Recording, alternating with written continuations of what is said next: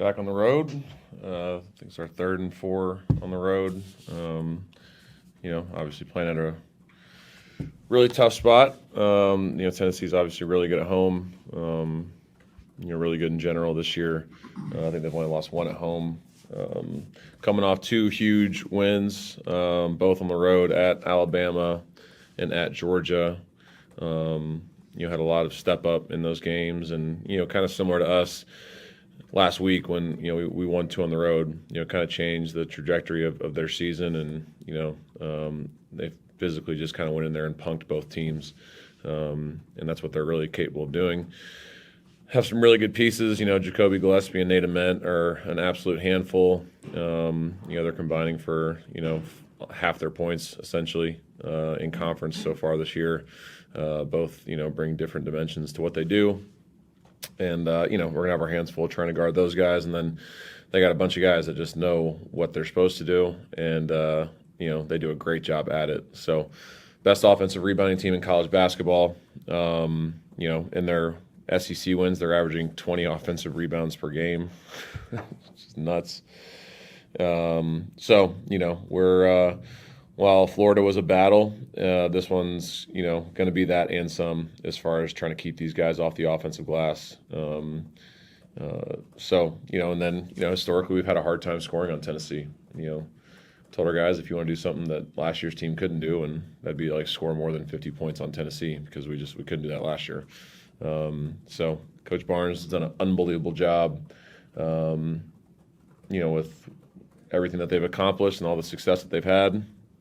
They play with a different level of toughness and physicality and grit, and it served them well. So another phenomenal opportunity for our guys, to try and beat one of the best programs in our league over the last 10, 11 years. So, take any questions? Justin? Steve, you talked about, I think, a couple of times after Florida and after this last game where you're not sure if this team would have won that game 2 weeks ago, 3 weeks ago. Do you attribute that to fundamentals on the court, a mental thing, maybe just a belief in what they're doing? And then could you go back 3 weeks and see it coming, like where there's small things you think back and go, there's a thing that I saw or a thing that happened that now looking back, I could connect to what they're doing now? Yeah, I think we've just been really consistent in our routine as far as what we've been doing after every game, as far as learning from our mistakes and learning from the good things that we did. And all that means nothing if you don't apply it to the next game. I think our guys have done a good job of applying it to the next game for the most part. After we started 0-2,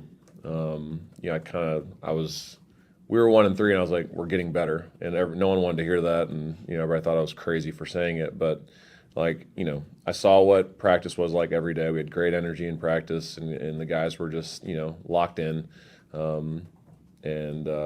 just stayed consistent with our film preparation, what we did in film, our preparation in the scouts, and ultimately it's led to 4 straight and 5 out of our last 6. So I just think more than anything, through ups and through downs, we've been consistent in conference play in everything that we've done, and we got to continue to do so if we want to keep trying to get better.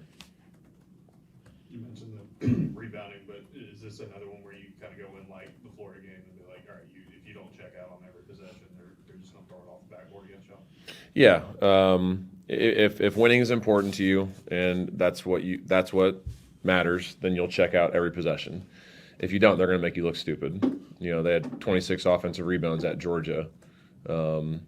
If Georgia gets if they get one less offensive rebound, Georgia probably wins the game. It's not just offensive rebounds. In their SEC wins, 20 offensive rebounds, and they're scoring like 18 second chance points off those. So it's like it's turning into points. So if Georgia could have just held them to one less, they probably win that game. So it's a really important part of the game, and they do such a good job of just physically crashing every single possession. And they have multiple bigs that can just kind of come in droves and be effective. They had 2 guys that had 7 offensive rebounds in the last game. Just nuts. So if winning is important to our guys, we'll physically check out every possession. If it's not, then we'll look silly.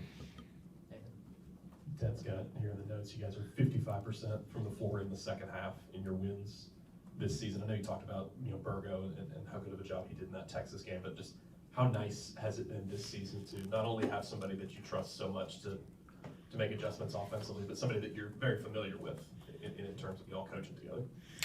Yeah, I mean, it's one testament to Mike and, making adjustments at halftime, but two, it's, I think our guys have done a good job of understanding that early in games, teams are fresh and teams are going to guard you a little bit differently than they will in the latter 20 minutes. And as long as we trust what our game plan is and just continue to do those things, like ultimately teams will break down. And when teams get tired, what do? They foul. And that's what's kind of happened in the second half of games this year. Mike's done a great job making adjustments, and our guys have done a great job of just being locked into the things that we need to continue to do in order to attack what they do. Tennessee historically has been one of the best defenses in college basketball every single year, and they've given us a ton of fits on the offensive end, and we've struggled to manufacture points. So it's going to be another challenge, tomorrow, in Knoxville, because they do such a great job of, one, plugging gaps, making you pass the ball. And, we have a team that we have a bunch of guys, not a bunch of guys, we have guys that can go get their own. We got to do a really good job in this game of being willing to share the basketball and get off it once we draw multiple defenders, because that's what they're going to do. And they just make multiple efforts and they fly around. And, it's going to require guys to knock down shots. And, we just got to stay consistent with the things that we've been doing. Coach, knowing your prior history with the University of Tennessee, how emotional will it be, returning back to Knoxville this time as a head coach? Yeah, I mean, I don't want to make it about me. I've been there before as an assistant, so I don't think the emotions will be much different. Played 5 years there and gave, all my blood, sweat, and tears to that university, and had a lot of great times and won a lot of games. And, everything's connected. I don't meet my wife if it wasn't for the University of Tennessee, because I went to Nashville to visit a former teammate, Jordan Howell, and a buddy of mine, Bubba South, whose parents might be sitting right next to our bench actually on Saturday, which would be cool. He was the one that was working out at Brittany's gym, and he was like, "You need to come meet this girl." So, like, if I didn't play basketball at Tennessee, I don't meet my wife, I don't have my daughter. It's all connected. So, like, from that standpoint, and half my groomsmen I went to Tennessee with, like, that was the best thing that ever happened to me, was being, in Knoxville. And then if they hadn't fired our asses, like, we wouldn't be here. So, like, best thing that's ever happened to me is being in Auburn too. So it's like, I can't thank them enough for everything that happened in Knoxville. Best years of my life. Did medical sales for 3.5 years.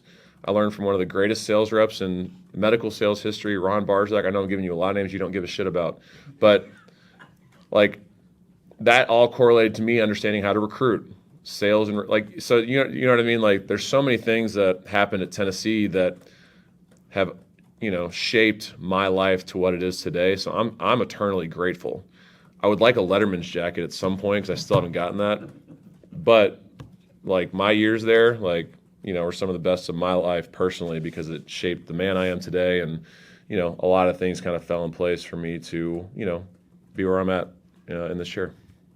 I was going to ask about Nate for them. Seems like really in SEC play, he's starting to kind of get going, even more. What have you seen out of him and just the challenge he faces? Really talented, but also just really large as well. Coach Barnes and his staff have done such a good job with him. Early in the year when you watched him, he was upright and he didn't really get in a stance and play physically, offensively, and people were kind of knocking him off his spot. And as the years gone on, you can just kind of see his progression of being way more aggressive and way more physical in what he does. And there was no better game to look at than the Alabama game. He was a monster in that game, and he's just gotten way more confident and way more aggressive in what he's doing offensively. And that's a testament to Coach and his staff just continuing to work with him every single day. And, they're going to have that kid ready for, the NBA draft come June. And, he's going to be a handful. So, we got to do a great job of just trying to be physical with him and not let him get to his spots on the floor, because when he does, like, he's legit 6'10", 6'11", he's going to shoot right over the top of you. So, they're like, if you were going to compare him to somebody, he's not as good of a shooter as Jabari, but, like, he's got a lot of that in his game. You know what I mean? And, that's what makes him, such a tough matchup, because if you put a guard on him, he's just going to post up sure at the top of you. If you put a big on him, he's able to, drive around you. So he's a great player, and, I know our guys are excited about the matchup. Yeah, that was my question as well. Just if I didn't know if he gave you any Jabari vibes, and you asked and answered. Yeah, no, I mean he's a super talented player. Doesn't shoot the same volume of threes that Jabari did, but that his mid range, turnaround jump shot that Jabari had was so good. He has that. So, special player, and big time talent. Steve, you talked earlier in this just today about getting in the gaps. I've heard you say that. I've heard a lot of other coaches say that. It's a new phrase to me. Is it a new paradigm, like defensively, to get in gaps? Patino used to talk about got to get deflections. Is it the Right. same concept, basically? Yeah, I mean, part of being in gaps is, deflections is more stuff like on the ball, but, being in gaps is more just about offering, help to the guy that's on the ball.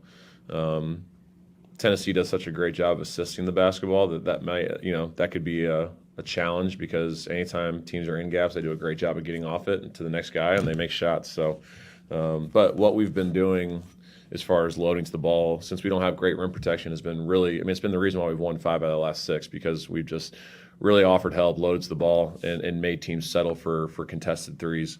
And, while teams are shooting a good percentage against us from 3, you got to kind of trust what it does over a 40-minute game. And, it burned us at Missouri because they made 7 in the first half. But I think for the most part, it's been really good. And it's given our guys more confidence guarding the ball. They know there's somebody to their right and to their left, just in case their guy does drive by. And so it's something that this team, it's been the identity of this team, and it's one that we got to continue to build on. And I was asked you back last week for them. He never comes off the floor, and he's been really shooting well at home, especially this year. Just how big is he, and what kind of challenges he bring? I mean, he leads them in points. He leads them in assists. He leads them in steals. He does everything for them. They're probably he's their best volume 3-point shooter. He's got a lot of, he's really shifty with his handle, can go either direction.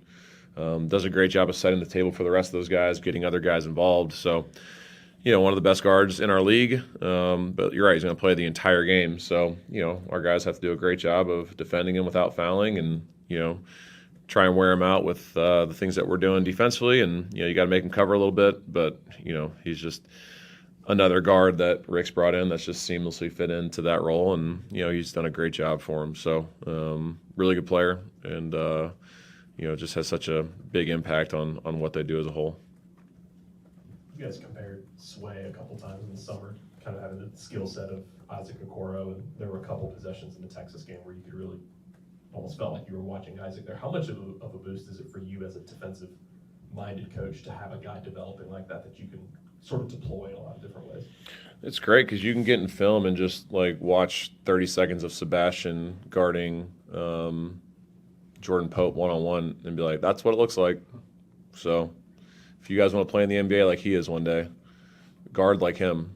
So it makes everyone be more accountable for their one-on-one defense. He covers up so many mistakes, just because he makes multiple efforts. And he's just a willing learner, while he made some mistakes as well. He's the first one to try and figure out what he's got to correct and how to be better at it. So he just, a lot of his impact doesn't show up in a box score. But man, as a freshman, him and Isaac are 2 of the most impactful freshmen that, we've ever had. And, he's the difference between winning and losing. So he's been great. And, I just know he'll continue to improve as the year goes on.